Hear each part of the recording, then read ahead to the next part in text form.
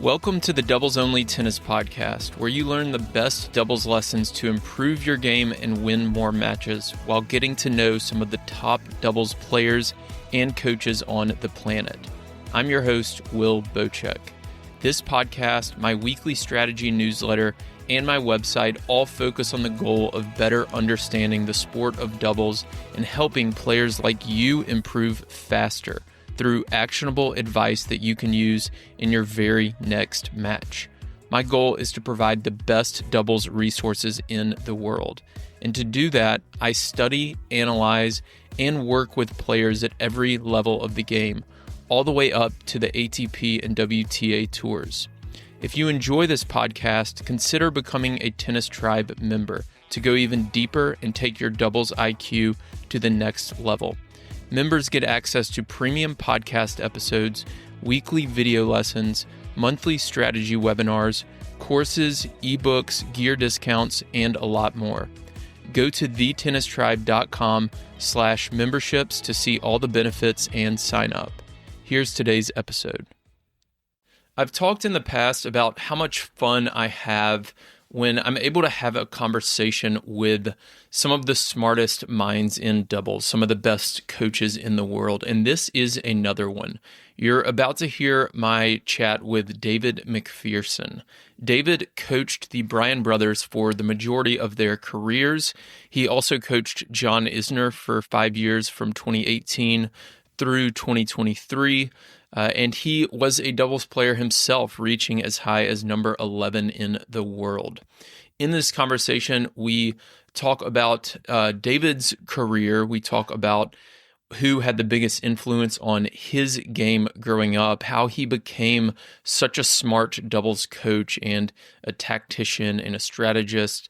He also has really great advice for tennis coaches out there. We talk about the rivalry that the Bryan brothers actually had between each other on the practice court. David goes through several stories from the Bryan brothers' career and his time with them. We discuss tips for club-level doubles players. I really liked his advice on net positioning. Then we get into specific strategies that he and the Bryan brothers used against some of their biggest rivals. At the end, we talk about team chemistry, how he scouted opponents, and more. So this is a conversation that, regardless of whether you're interested in the Pro Tour or you're a club-level player looking to improve your game, you're going to get a lot out of this. And one more thing, David was in a hotel with a little bit spotty Wi-Fi. We did our best to edit this as much as possible, but you will hear a few audio issues. Just know that that's not your phone or the device you're listening on. That was the Wi-Fi in the hotel that David was at, but you're still going to be able to hear the majority of this very clearly. So without further delay, enjoy this conversation with David Macpherson. Hey everyone, welcome to the show. Today we have David Macpherson on. David, welcome. Thanks, Will. Great to be with you. Glad to have you on. I'm excited for this conversation. I want to talk a little bit about your career, talk about coaching Bob and Mike Bryan, even talk about John Isner a little bit, who you also coached. But before I get to all of that, I wanted to start with asking who gave you your tennis knowledge? Who had the biggest influence on you and your kind of tennis mind? Wow, that's a great question. I mean, my dad had a really good tennis brain, and so I think most of it's from my dad. Like he was not a powerful player, but he was a good tactician. And even as I was coming up trying to play, he would often offer some really wise words. He wasn't a very hands-on tennis parent per se by most standards, but when he did speak, it was normally something really, really wise. He was a wise old owl. So, and I think that I'm my father's son, so I tend to think the way he thought. Then, of course, I had some amazing influences in my life. Tony Roach was my coach from about 13 years old to 16 years old. So he taught me so much about tennis and the game, competing as well, the strokes. And then, I've had probably more as I had more of a doubles career as a player. A lot of the doubles players back in my day didn't really travel with a coach per se. So after I left Tony as a teenager, I was pretty much on my own. So as a coaching influence, I suppose it was mostly just back to my dad. And then I played till I was about 35 years old, and then just got into coaching. And I was just able to take my perhaps playing experience into my work with Mike and Bob. And then I think we just collaborated really well. And I grew as a coach as I went along, like I brought some stuff to the table right away that perhaps was fresh for them. But then I can honestly say I was a much better coach for them 10 years into our work than I was perhaps in the first year. I want to get to that and your time with Mike and Bob. But something you said about your dad. So I think you said he didn't have a lot to say all the time, but when he said something, it was something very wise. And this is something that I hear people say a lot when they're talking about some of the best coaches, right? They might be quiet for a long time and then they say something and you listen up because they don't speak too much. They don't overuse their words. Talk about what that means and why that works so well. And is that also something that you've inherited from him as well? Definitely. That is my philosophy also. Like I really try to choose my words carefully. Especially with such great players like Mike and Bob would be a great example. I mean, they didn't want to tolerate like an unnecessary comment or just so I really, really, because they knew so much, they were already 25 or so when I started coaching them. So they were already on the cusp of greatness. They'd been to multiple Grand Slam finals. They'd won the French Open. So I really did pick and choose my words carefully, but it sort of backed my judgment, though, when I felt like something really needed to be addressed or felt really in my core that this was the correct strategy for this particular match. You've got to back your judgment as a coach and put it on the line, so to speak. I mean, that's what we're there for. And then, as Bob and Mike often said, I often say, oh, I got a few wrong, and they said, but you got a lot more right. So, that meant a lot to me. They've said that multiple times. And because I think back to some occasions where perhaps a little bit of tactical advice or whatever just didn't quite hit the mark on a critical match. But they're sort of like, yeah, but think about all the ones that did go right. So, yeah, that's coaching. Yeah. I mean, that's really just like part of the process of doing anything important, right? Like sometimes you're going to fail and like do it wrong. Yeah. And if that's not happening, then I feel like you're not really putting yourself out there enough and doing the important things because they're right. Like you wouldn't have been able to have all the successes without probably some of those times you got it wrong. Do you have an example maybe of a time that you think about where you got something wrong tactically? Can you Funny, share I've a never story? gotten over the 2007, I think, Wimbledon final. I started working with Mike and Bob at the US Open of 2005, which they won. And that was such a kind of a turning point moment in their career to sort of get off the snide of losing Grand Slam finals.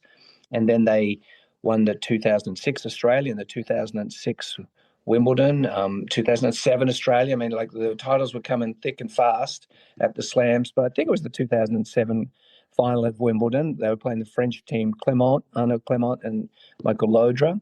And I'd spent a lot of time scouting those matches, that opponent. And in the semifinals, Clément really, not every time, but a lot of the time he had to play a difficult backhand first volley.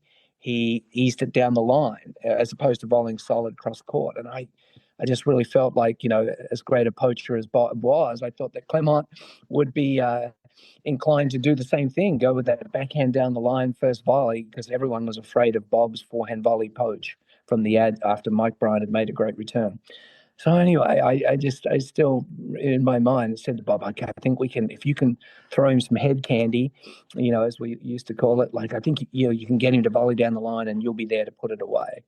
Well, about halfway through the fourth set, after the 12th time, Clement had hit back and volley cross court, and Bob could have poached, but on my advice didn't. Bob looked up at me and was just shaking his head like he hasn't gone down the line once. And I put my hand in my eyes. I know. I was mouthing, I know, I'm sorry.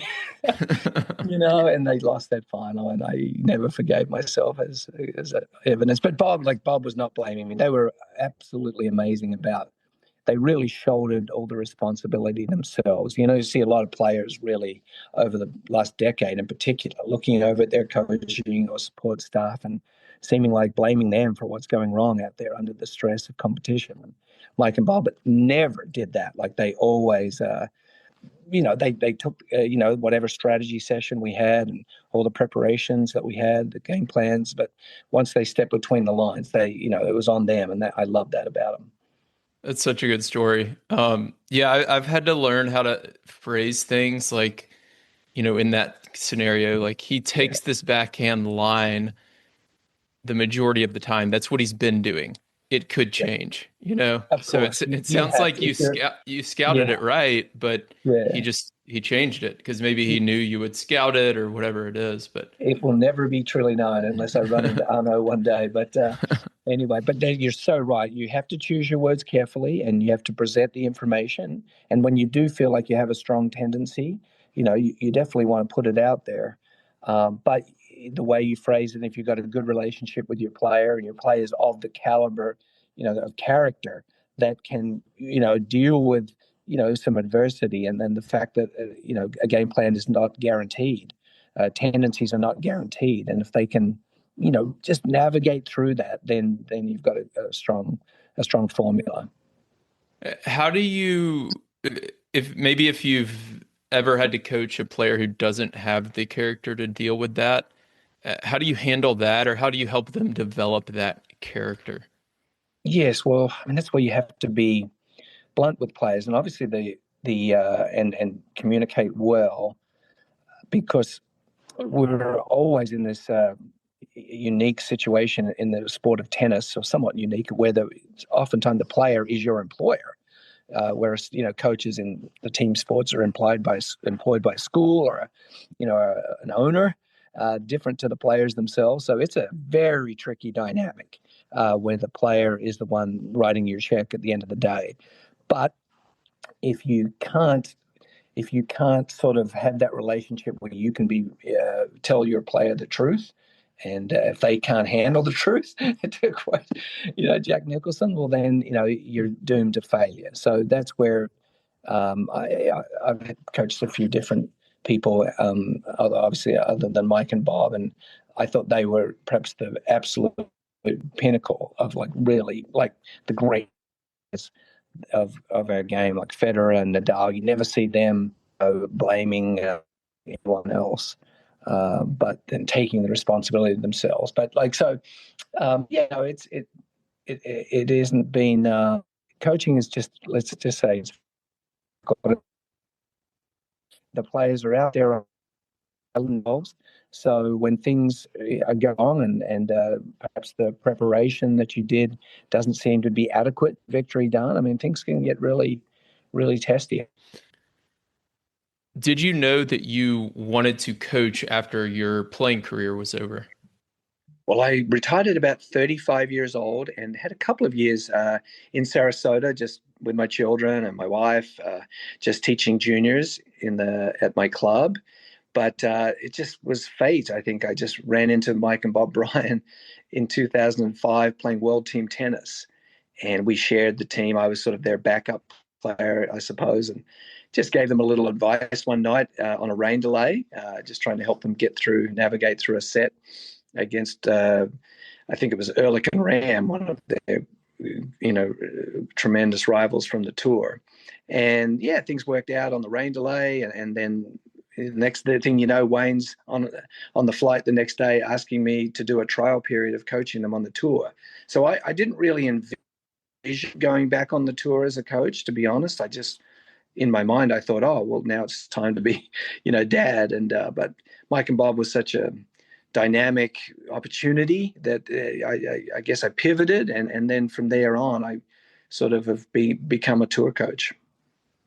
Did you think when you were a player, did you think that, not in a cocky way, but I don't know, maybe a confident way, I guess, that you were a smarter player than most of your opponents, or that that was maybe an advantage of you just having a little bit more kind of tactical knowledge or ability to make strategic adjustments in match?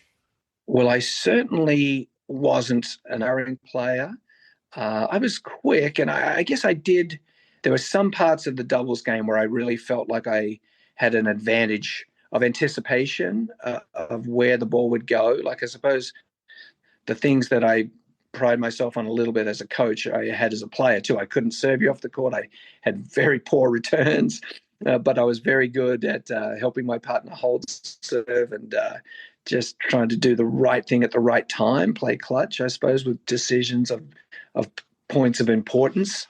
I was at coming up with the right play for the right time. So I suppose that translated into coaching. Like because I wasn't a particularly good player by those standards, by, top professional standards, I think, you have to use your guile, your experience, and your anticipation in a lot of situations. I want to move on to club players for a second. So you and I met about a month or month and a half ago in Delray during Davis Cup, and I was sitting there chatting with you, telling you about Tennis Tribe and what I do. And one thing you said to me has kind of stuck with me since then. We were talking about club players and the use of the lob, and you said some players always lob and some players never lob at the club level. Can you say more about that? Yes, well, I actually, have had a fair bit of experience of watching USTA league matches, from the 3-5 to the 4-5 rating in particular.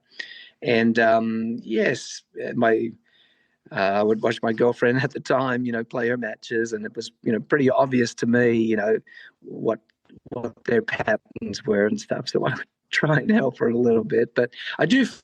The coaches sometimes aren't at that level coaching flexible, like, because if you're playing an opponent that's standing very close to the have very athletic ability, it makes all the sense in the world to use the lob. And then you can take the strategical advantage of coming in behind the lob. And if you can put away some kind of volley or a smash at that level player, that's a great way to win the point. So I just like at the club level, they should take more notice when you turn a say of how close your opponents are playing the net, because chances are they're not 6 foot 6'4" like Mike and Bob were, and they can't move backwards very far. So sometimes hitting the ball, your favorite shot, over the middle, might not be the most sensible play. And then conversely, when you're playing the net, you should vary your net depth from the net based on your opponent's tendencies. If you're playing someone with a very nice lob, their favorite shot, then it makes no sense to be on top of the net. Play deeper, keep the ball in front of you. Yeah, yeah, that makes tons of sense. So it's both um the opponent's position in terms of where they are at the net can dictate the type of shot you hit from the baseline, whether it's a lob or a drive, and then your position should be dictated on the opponent's tendency, whether they tend to lob or tend to hit the ball a bit harder. That makes a lot of sense. Absolutely will. Yes. I mean, and you do see at the club level, sometimes they're really good at one style of play. Like some of them, the 4-0 ladies just hit a really nice flat ball every time. And they're the ones that, would advise, get close to the net. Just, they're not going to go over you. So the closer you are to the net, the better. It's easier to just deflect volleys, winners, as long as you're quick enough with your hands to absorb the pace. But then you can see right away when some people have continental strokes, they're the types of players that play the lob, quite deftly. And you must respect that. You don't want to have your partner having to cover your side 75% of the time. That's asking a lot of your partner. That's just one of the things I think at the club level is perhaps a little bit undercoached. being flexible and reading the strengths of your opponent and dictating, what depth you play and what types of shots you play. Yeah, I like that. I want to move back to Bob and Mike. What was the hardest part about coaching them? Oh gosh, I suppose the hardest part was just trying to navigate through their twin rivalry that they had in practice. Like every practice session was a battle between the two of them, trying to win the drill, win the practice day. They were such competitors, and it was a great thing because it sharpened them to the point where they were so razor sharp in matches. But each practice day was somewhat of a war of psychological attrition. So I had to just find a way to cope with that amount of intensity on the practice court, that rivalry, and find a way to navigate the situations that would arise every day where they would try to get me to side with one or the other, and that was very tricky. Like, even if, say, I maybe had the right take on a particular situation, like I had to find a way to coach with integrity, but without favor. Do you have a story or like an example of where that might have happened? Because I can see how that you have to find that balance. Like you can use that rivalry against like to help them improve, right? And help them motivate them, but you don't want it to go overboard, right? Yeah. No, well, they pushed it to the limit, to be fair. Like, they were so competitive with each other, and not every single day. There was not one day. We would start our practices by playing baseline games to 11, even though they were, doubles specialists by the time they were in their mid-20s. That we did not neglect the groundstroke part of the game, and that was one of the things that separated them from the other great doubles teams. They were so automatic with their groundstrokes that they got into the point, you could rely on Mike and Bob to not miss an unnecessary groundie because they did so many baseline 11s. So, and of course, let's say Bob wins the first, Mike wins the second, and Bob wins the third. So now it's 2-1, and we had agreed to play 3 baseline 11s to kick off practice. Well, Mike wasn't quitting there. So he'd like, one more, and then let's say Bob wins that one again. There'd be like, one more. Mike would win one, and then Bob would want one more. It was so funny. Like, and we'd end up spending an hour of the whole practice sometimes on baseline 11s, and I'd really have to intercede and say, fellas, we really do need to get to other aspects of the game here, please, let it go. So that was just a common daily occurrence where baseline 11s are an important part of our system, I suppose, our training regimen, but their competitive nature, oftentimes it was hard to get them to move on from that because they didn't want to be the guy to have lost the last point for the last 11. That's so funny. What were these 11s through the singles court? It was just like singles rules? Yeah, singles rules. We just really Okay. valued, we just wanted to keep them as, athletic and dynamic and consistent as possible. And I think it was a really good strategy. I mean, they had, Bob's forehand in particular and Mike's backhand in particular were just amazing shots. And, just to see them, Bob would try and pick on, like it was strength on strength. When Bob would go cross court forehand to Mike, Bob would fight it off and then run around and use his forehand. And I mean, it was just, they were great battles that they would have with each other. I want to talk about game planning a little bit.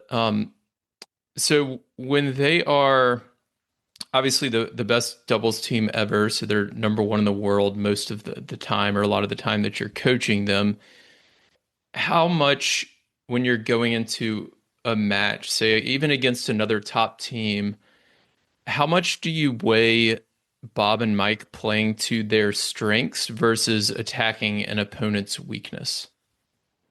How much did you have Bob and Mike stick with their strengths versus attacking an opponent's weakness? So, for example, if they liked the T serve and the deuce court, but the opponent has a really good backhand return from there, how do you kind of weigh those against each other?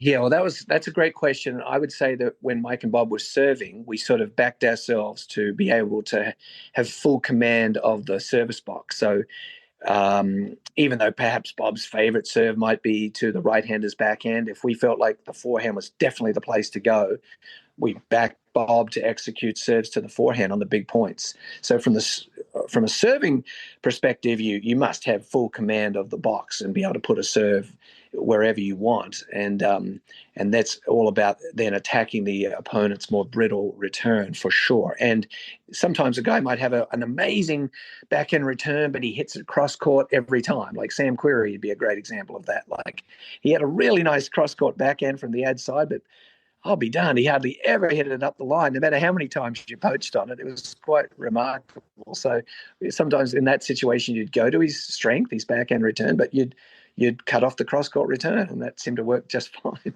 But when you're the returner, then that's a little bit different. Like maybe let's say Mike, he loved his cross-court backhand, but you had to use common sense. If you're playing against a really smart team that is always having their net man in position to cut off the cross-court return, and they had good hands, I'd have to make the sensible decision and hit the majority of his backhand returns up the line, just knowing that the opponents are most likely to cut off the cross-court return, knowing that it was Mike's strength. Okay, that makes a lot of sense. What about the use of the lob return? How did you think about implementing that? Well, they both had tremendous lobs. Like Bob's, perhaps his most effective backhand return was his punch lob down the line. He was so good at that shot. He could control the trajectory and the depth of it so well. And that one helped win so many matches. There was one team in particular that it didn't help us so much against, and that was Nestor Zimonjic. They were a big serving righty-lefty team, and if Nestor served and Bob went down the line, even if he got it over Zimonjic, Nestor was there to hit it on a left-handed smash. And when Zimonjic served, Nesty was so difficult to lob over. He was tall, and he knew that Bob's tendency was to lob off the backhand, so he wouldn't get too close to the net. So in that instance, it was sort of like I would coach Bob to say, I know it's comfortable to lob off the backhand side and you're so good at it, but against this team, we really need to just try and resist that impulse and go for the cross-court flatter return off the backhand. Would be a good example of sort of going away from your strengths just because you acknowledge that the opponents are smart enough and skilled enough to nullify that strength on the lob. How much do you think team chemistry was an advantage for them? Obviously, being brothers and playing together for basically their whole career.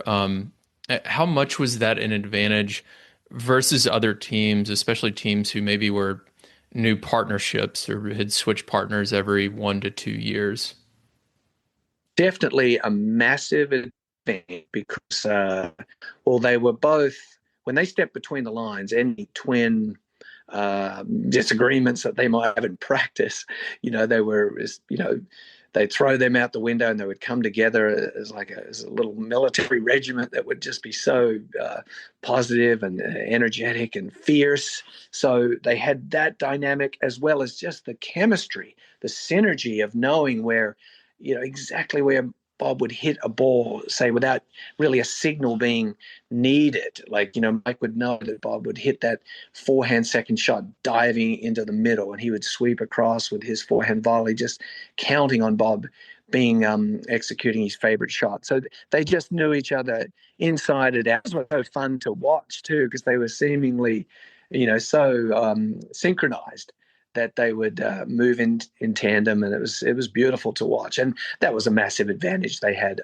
over the other teams. And where doubles can be tricky is the personal dynamic. Sometimes when you play with someone for a long time, it's just to sort of be critical of each other. Like when sometimes you see teams play for 2 or 3 years and eventually team morale erodes because you look back at matches and say, oh, that was your fault. That was your fault. Like maybe there's someone out there that wouldn't miss that volley in that situation, or not double fault, critical situations. And that's just human nature. Always think the grass is greener.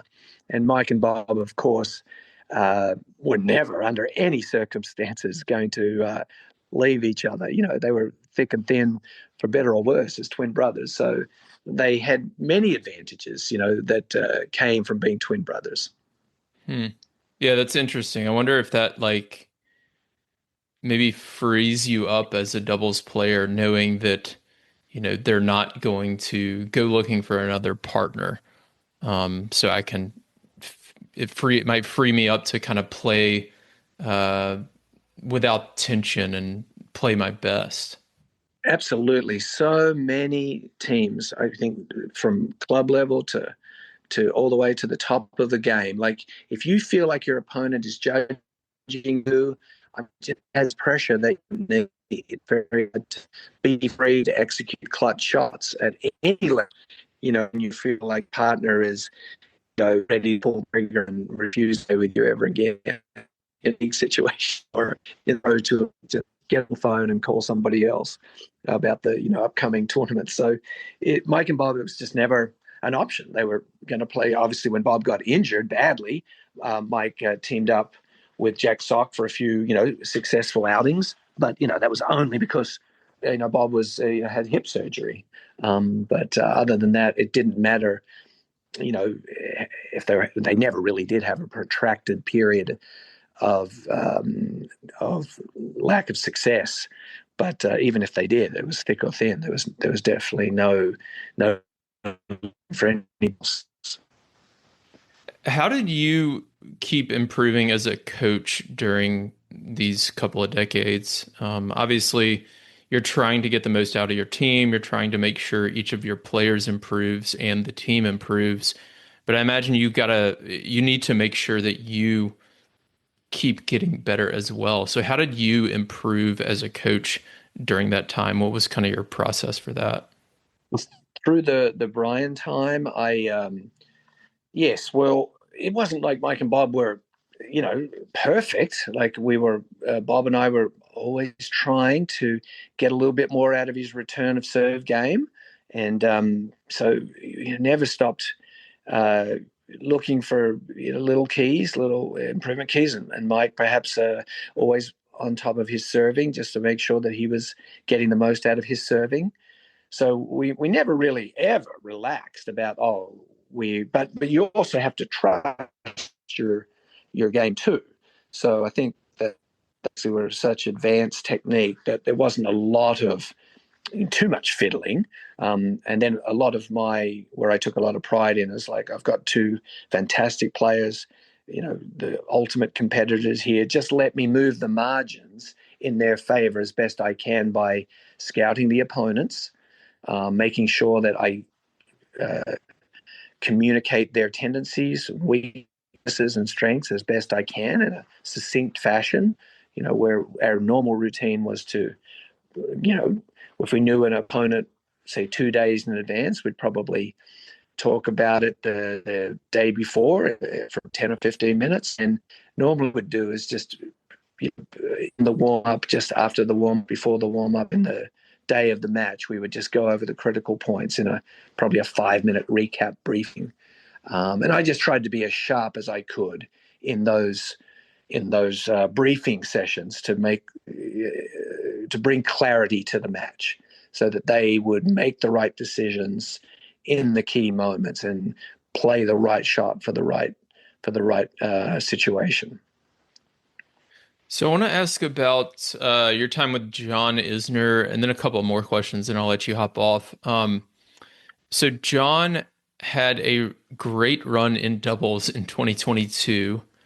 He won the Sunshine Yes. Double with Jack Sock and Herkoch, and then made the finals in Rome with Diego Schwartzman. Talk about that run, and then also what made John a good doubles player. Oh my goodness, yeah. John was really tough to beat in doubles, given a good partner and his motivation level. Obviously, his focus was always singles. So these little pockets of doubles success sort of happened a bit organically. I think he might have taken an early loss in Indian Wells, perhaps, and that sort of freed him up. He knew that, well, I might as well do as well in the doubles as I can because Miami's sort of spread out. So he really threw himself into the doubles in Indian Wells, and then obviously his service game, pretty much you could put a statue there, he'd probably still hold. And then he was a darn good returner in double. Inside out back in return was very, very good. And his forehand up line return and forehand second shot doubles were very, very high quality. So if you didn't know sort of exactly where to cover John, and he didn't play that much doubles, so it wasn't like there was extensive footage for the doubles teams to know what John's tendencies were. So if you allowed him to hit his favorite shots on return and second shot, I mean, he could really light you up. And then I would just say we spent a lot of time working on his net game and working on his reflexes. And I tried to, over time, help him in the limited amount of doubles practice that we did to try and help him be a better service partner. Try to give him some bravery about coming across the middle and being a factor at the net. And that was sort of a fun thing that we had between the two of us to try and help the big fellas, because he was never going to get down much. And so to, sort of come up there when Jack saw Hubie Hurkacz would serve to hard and try and get one or two putaways himself at the net. That was a challenge. How do you coach someone? I guess this is doubles or singles, but specifically with John, more focusing on singles. How do you coach someone who relies on such a massive weapon? Obviously, there's not a ton of extended rallies. There's not a ton of tweaking you can do. He's got a very unique game style, I guess is another way to say it. So how do you coach someone like that differently than maybe somebody who's more of an all-court player? Yeah, no, well, I certainly didn't need to coach John all on the serve. He had the most beautiful motion by the time I started coaching with him, and I made a point trying to, just stay away from that. I said that's just as there's so much confidence in that shot. The less said, the better. What we would talk about on his serve was just direction of serve. Like there are some players in the game with just amazing backhand returns. Like so we would just make a point and say, look, on second serve, let's make sure that we hand and forehand be ever like Francis Tiafoe or something like that. Let's not, even though your second serve is amazing, Francis or someone like him has got such a good backhand return. We won't go there unless we're sort of going for a really aggressive second serve. So there was just a fraction of sort of tactical work with the serve, but the thing that John and I would always work on is how can we be a better returner? Like where should we stand? How aggressive should we be on turn with our targets and what we're trying to do? And then in the rallies, like how quickly should we go for the offensive shot down line? Should we use any drop shots? Like that's where for him, we were always looking to find solutions to his comparative lack of mobility compared to the other top players in the world. The players that 6'5" that clearly just outmoved John with him being 6'11". Sure, yeah, that makes a lot of sense. So, last couple of questions for you. How can we make doubles more popular? Oh gosh, well, I'm glad you asked. I mean, I really had this. We never really on the ATP tour ever. I don't think have a rules committee that a lot of the professional sports do, where we at the end of the season you analyze the game and say how can we make it better for the fans. And I know that I wish we did have a tennis committee because I'd love to be on it. And when it comes to doubles, like the first thing I'd say is let's make a rule where the service partner can't stand inside the service line until the serve is struck. Because I feel like in men's balls in particular, the serving is so strong, and the net play is, especially from the I formation, is so overwhelmingly suffocating that we don't see enough entertaining points. And that's why doubles, I think, at the men's level can be ugly at times when the serving is too good for the returning. So I'd like to see the service partner have to stay like out of the kitchen, so to speak, to quote a pickleball reference. And then I think that the returner could just make a good solid return, engage the serving team in a point, and then I think it would just make for a lot more attractive doubles. Do you feel like we need another kind of Bryan Brothers type team? And if so, what would it take for that to happen? Are there any young up and coming teams that you feel like can have maybe not that full potential because they had so many ingredients that kind of came together, including being the best team, but maybe a team like that's a bit more marketable? Yes, well, that would obviously that would be wonderful, and what we really need is a very charismatic team that match well and stay together. And I think that would have to be a great returning team, because that's where I think the game is unattractive. As I think in men's doubles, it's become just a very, very hard to break uh, as time has gone on, and that's why I like my rule about a kitchen. But for a team, if we don't change the rules as they stand right now, a team needs to come along that play a lot of passion, a lot of vibrancy, like Mike, and they need to be a return team so that they can create more points. They can get the serve past the net man to the server and engage him, rather than let the net man just polish off volley after easy volley. And that's where I think men's doubles, is it's a challenge. It's a challenge to get fans to give them entertaining enough points for the fans to get excited about when there's high stakes, like the Davis Cup match that we just coached in Delray Beach, where Ram and Krychek beat the Czech team. That was a tremendous match, and it was entertaining. The court was quite slow, so there was quite a number of good returns played, and the points were, by and large, fairly entertaining and somewhat protracted. That was a great doubles match, and because of the occasion and the quality, really, really enjoyed that so very, very much. But if you haven't got a huge occasion or great returning, that's where I feel it can be a little dull. Yeah, that was really an awesome match. And yeah, it would be great to see more stadiums and crowds like that for doubles, because it does have so much potential if we can come up with some solutions to kind of make it more popular. David, thanks a ton for coming on. This was a lot of fun. Hopefully we'll see you down the road and get to do it in person next time. You guys, pleasure talking, mate. Thank you for listening to this week's episode of the Doubles Only Tennis Podcast. If you're interested in diving deeper into the world of doubles strategy, I've created Tennis Tribe memberships that allow me to bring you more podcast episodes, video lessons, webinars, and other doubles content on a weekly basis without relying on paid ads. The lessons inside the membership will help you better game plan with your partner, optimize your practices, and become the smartest player on the court. Go to thetennistribe.com/memberships to learn more and sign up. You can also join my free newsletter on our homepage, where I share a new doubles lesson every week.